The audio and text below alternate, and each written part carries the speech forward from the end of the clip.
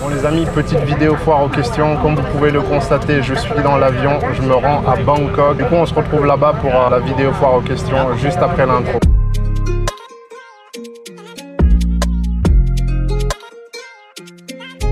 Je suis arrivé à l'aéroport international de Bangkok. Je vais me rendre immédiatement à l'hôtel et puis je vais répondre à vos questions.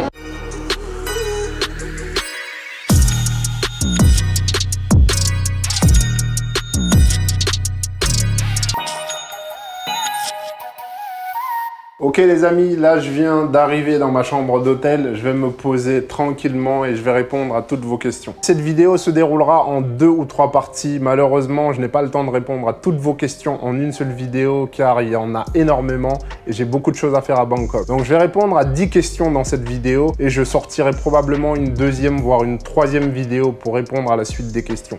Donc abonnez-vous bien à la chaîne et activez la cloche de notification pour être sûr d'être mis au courant. Alors, première question de Eddie. Combien de boutiques as-tu fait avant d'avoir tes premiers bons résultats? Et recommanderais-tu des formations payantes de dropshipper? Sinon, ton contenu est super, continue comme ça.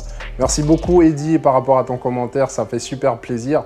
Par rapport au nombre de boutiques que j'ai lancées au début, j'en ai lancé une dizaine avant d'avoir mes premiers bons résultats. Mon premier gros résultat, c'était 100 000 € en un mois, puis 400 000 € en un mois. J'ai fait des études, je mettrai le lien quelque part ici. Après, j'ai fait 400 000 € en une semaine et j'ai fait plus de 2 millions d'euros en un mois. Je ferai une étude de cas probablement au cours de ce mois-ci quand j'aurai le temps. Mais oui, j'ai lancé énormément de boutiques avant d'être rentable. L'essentiel, c'est de ne pas abandonner et de se remettre tout le temps en question. Par rapport aux formations payantes, est-ce que j'en recommanderais? Je te conseille tout simplement d'attendre à la mienne, ce qui est logique. Ou sinon, tu regardes un peu ce qu'il y a sur le marché et si quelqu'un t'inspire confiance, tu pourras acheter chez lui, il n'y a aucun souci par rapport à ça. Mais je te conseille quand même d'attendre à la mienne parce qu'elle sera vraiment excellente. Merci pour ton commentaire, c'est super cool. Deuxième question de Roland Clément. Salut Alpha, de quelle façon tu choisis les noms de tes boutiques et en même temps changes-tu de nom à chaque fois que tu as un nouveau produit? Merci du Québec, Canada. Merci beaucoup Roland, j'ai été au Canada, à Montréal. Vous êtes vraiment super sympas les Québécois et les Montréalais. Merci pour ta question. Alors pour y répondre, comment est-ce que je choisis les noms de mes boutiques? C'est tout simple, c'est par rapport aux niches. Donc, imaginons que je suis dans la niche de la beauté. Je vais regarder toutes les marques de beauté connues. Je vais voir le point commun entre leurs noms, s'il est court, s'il est mignon, s'il fait penser à quelque chose en particulier. Je regarde tous ces points communs-là et puis après, j'essaye de générer un nom qui ressemble à peu près à ça pour instaurer la confiance et renvoyer une image de nom de marque aux clients. Donc c'est comme ça que je fais si c'est une boutique de niche en tout cas. Je regarde les marques dans le secteur et j'essaye de trouver un nom qui se rapproche le plus possible de ces noms-là. Après ça, c'est si je lance une boutique de niche ou une boutique monoproduit. Par contre, si tu veux lancer une boutique généraliste dans laquelle tu mets plusieurs niches, plusieurs sous-niches, etc. À ce moment-là, je te conseille de trouver un nom qui est plus général comme, je sais pas, Amazon, Cdiscount, tu vois.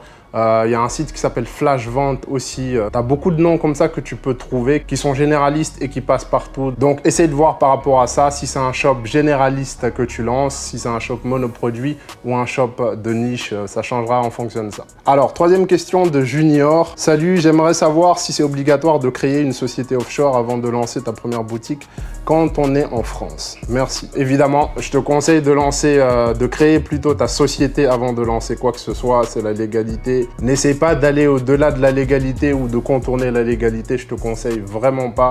Donc oui, déclare-toi avant de commencer quoi que ce soit comme activité. C'est ce que je te conseille, mais après tu fais absolument ce que tu veux. Alors, quatrième question de Zarkin. Quelle est la chose que tu as appris et ou mieux appliqué qui t'a permis de passer à un shop qui ne fait pas de résultats à ton premier shop qui a véritablement chiffré? Je dirais que j'ai appris énormément de choses avant de vraiment chiffrer. Ce n'est pas qu'une seule chose. Mais si je devais insister sur un seul point, c'est répondre à des besoins, à des douleurs ou répondre en tout cas à des manques qui sont sur le marché. Et plus le manque est élevé, mieux ça sera. Donc regardez un peu sur le marché, étudiez un peu le client, connaissez vos clients mieux qu'eux-mêmes. Prenez vraiment le temps d'étudier vos clients, ne sautez pas les étapes, n'essayez pas d'aller trop vite, ça ne sert à rien. Donc rien ne sert de courir, il faut partir à point comme le dit l'adage. Faites très attention à ça. Donc si je devais donner un seul conseil, même s'il y en a énormément évidemment, qui m'a réellement permis de chiffrer, c'est celui-là, bien connaître le marché, répondre à un besoin ou à une douleur et bien connaître ton persona cible. 5e question de Marianne. Salut Alpha, dans la formation que tu dois sortir bientôt, faudra-t-il des notions d'anglais ou pourrons-nous exploiter notre boutique uniquement sur la France? J'ai appris que faire de la pub sur Facebook, comme le préconise le formateur SB, est dépassé. Qu'en penses-tu? Quand sort ta formation? Pour répondre à ta question, est-ce qu'il faut des notions d'anglais par rapport à la formation que je vais sortir bientôt? Non, absolument pas. Il ne faut pas de notions d'anglais. Je vais tout faire en français, hein. Tout sera en français, donc tu vas parfaitement tout comprendre. Pour ce qui est de ta peur par rapport à l'anglais, ne t'en fais pas pour ça. Il te suffit simplement de faire traduire ton site par des traducteurs qualifiés de Fiverr ou autre et tout se passera absolument bien. Alors j'ai appris que faire de la pub sur Facebook comme le préconise le formateur SB est dépassé. Je sais pas qui t'a dit ça. Actuellement, je fais encore de l'argent sur Facebook et il y a énormément de personnes qui en font. C'est ça le problème avec YouTube. Il y a énormément de personnes qui disent tout et son contraire. Donc, ça vous perturbe, ça vous donne énormément d'informations différentes et vous ne savez pas où mettre la tête. Non, faire de la pub avec Facebook n'est pas mort pour la seule et unique raison qu'il y a des humains qui sont sur Facebook. Ces humains ont des besoins, ces humains ont envie d'acheter. Si ces personnes-là ne se méfient pas de votre site, qu'elles ne sont pas confuses, qu'elles ne s'ennuient pas en venant sur votre site, il n'y a aucune raison qu'elles n'achètent pas.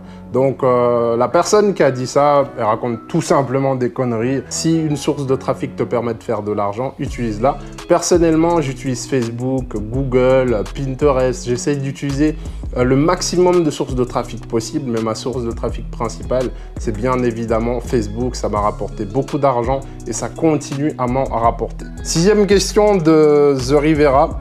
Salut Alpha, j'ai une question. Quand tu scales jusqu'à 25 000 € par jour sur Facebook Ads, ton produit arrive à saturation au bout de combien de temps? Merci à toi. Merci à toi aussi pour ta question. Pour répondre à ta question, ce n'est pas en combien de temps c'est saturé, c'est plutôt quelle est la taille de ton marché. Plus ton marché est grand, moins tu vas le saturer vite. Plus il est petit, plus tu vas le saturer vite. Ça n'a rien à voir avec le budget. Évidemment, si tu scales à 25 000 € par jour en France, par exemple, ou dans un petit pays comme la Suède ou la Norvège, tu vas rapidement saturer l'audience ou le marché, ce qui est logique. Ils vont même en avoir marre de ta publicité parce que la fréquence de rotation de ta publicité va être très élevée et les clients ne vont pas aimer ça. Par contre, si tu scales sur un pays qui est très grand, l'Australie ou les États-Unis par exemple, là tu peux scaler à un niveau très élevé. Je l'ai déjà fait dans ces pays-là, j'ai scalé jusqu'à 20 000 € par jour. Je tournais à 140 000 € de budget publicitaire par semaine et je n'ai pas saturé ces marchés-là parce que c'est tellement gigantesque. Donc par rapport à ta question, ça dépend vraiment de ta taille de marché. C'est pour cela qu'il faut modérer le scaling selon la géographie dans laquelle tu te trouves. 7e question de François. Penses-tu que ton site fonctionnerait aussi bien via une autre source de trafic comme les influenceurs par exemple ou Google, etc. Alors, pour répondre à ta question, oui. Ça dépend de ta démographie, ça dépend de ton public cible. Si ton public qui achète sur Facebook se trouve également sur Google ou est très actif sur Instagram ou Snapchat ou TikTok, oui, si tu arrives à les cibler correctement, il n'y a aucune raison que ça ne fonctionne pas. Si le public qui achète sur ta source de trafic principale se trouve dans d'autres sources de trafic, il n'y a aucune raison que ça ne fonctionne pas. 8e question de François. Est-ce que tu fais plus d'argent pendant le Q4 que pendant les autres périodes? Je fais de l'argent tout au long de l'année. Toute l'année, je fais de l'argent. Mais il est vrai que le Q4 est propice pour faire énormément d'argent. Après, un Q4, ça se prépare. On n'arrive pas en plein dans le Q4 en espérant faire de l'argent, surtout quand on est débutant. Même les personnes qui sont avancées préparent le Q4 1, 2 mois à l'avance, voire même 3 mois à l'avance, parce que la concurrence est rude durant cette période-là.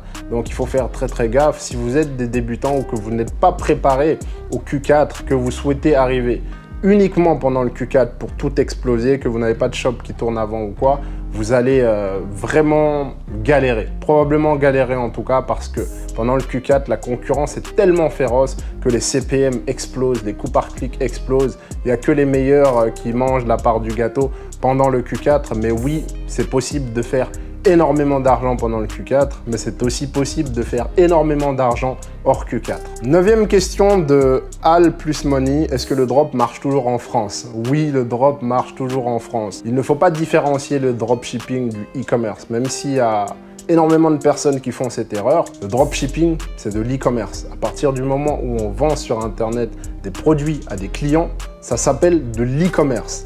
Le dropshipping n'est qu'un moyen logistique de faire gérer votre stock et de faire livrer vos différents produits par une tierce personne ou une tierce entreprise. C'est ça le drop. Le dropshipping n'est pas différent de l'e-commerce. On peut se professionnaliser bien évidemment, mais c'est juste un moyen de faire livrer vos produits ou de faire gérer vos stocks comme je l'ai dit. Aux États-Unis, c'est très répandu depuis 1960. Ils font du dropshipping, ils le font toujours. Il y a énormément d'entreprises connues aussi qui utilisent le modèle du dropshipping parce qu'ils n'ont pas envie de forcément acheter tout le stock. Donc, faut faire attention à ça. Dropshipping, e-commerce, c'est totalement la même chose. C'est juste la manière de gérer la logistique et les livraisons qui changent. C'est juste ça. Donc oui, le dropshipping fonctionne en France et fonctionne partout dans le monde. Tant qu'il y a des gens qui vont acheter sur Internet et tant qu'il y aura des besoins auxquels il faut répondre. Donc par rapport à ça, ne t'inquiète pas, tu peux y aller. Continue à te former, augmente tes compétences et tôt ou tard, tu auras des résultats. 10e question de Anas, proposes-tu des coachings? Alors si par coaching, tu entends le fait d'accompagner une personne jusqu'à l'obtention des résultats, je l'ai fait pendant une certaine période, mais actuellement, je ne le fais plus, je n'ai plus le temps.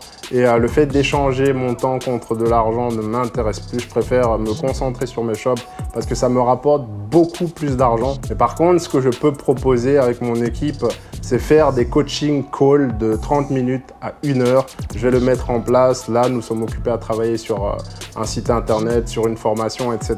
Donc, ça va arriver très bientôt. Vous aurez beaucoup de services qu'on va vous proposer qui vous seront très utiles. Donc voilà, n'hésitez pas à contacter l'équipe. Il y aura le lien quelque part ici dans la description. N'hésitez pas à nous contacter si vous avez besoin de call coaching de 30 minutes ou 1 heure pour vous faire conseiller par rapport à un problème spécifique. Et pour ce qui est du reste et des autres services, ça va arriver très bientôt. Donc voilà, là j'ai répondu à 10 questions. Je dois vraiment y aller parce que je suis très short là. Je vais faire une deuxième, voire une troisième vidéo pour répondre à la suite des questions. Ne vous en faites pas par rapport à ça les amis. Je vous invite évidemment à vous abonner à la chaîne, à activer la cloche de notification et on se dit à bientôt pour la prochaine vidéo. Lâchez un maximum de likes. C'était Alpha Wolf. Peace.